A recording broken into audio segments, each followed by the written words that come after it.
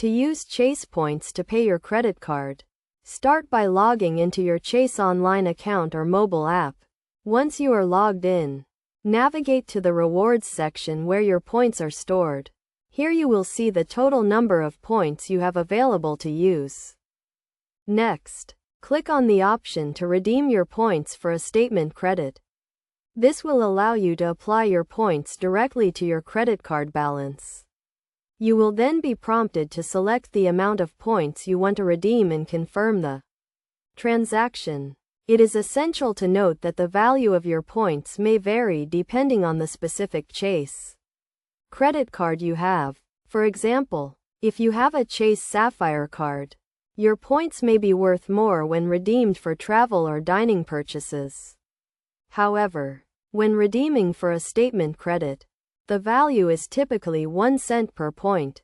To get the most value out of your points, consider using them for redemptions that offer a higher value, such as travel or gift cards.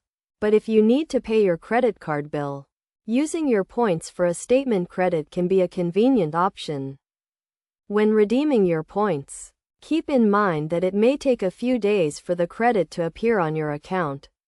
Additionally, make sure you have enough points to cover the amount you want to redeem, as you cannot redeem a fraction of a point. In summary, using Chase points to pay your credit card is a straightforward process that can be completed online or through the mobile app. By following these steps and understanding the value of your points, you can make the most of your rewards and enjoy the benefits of being a Chase credit card holder.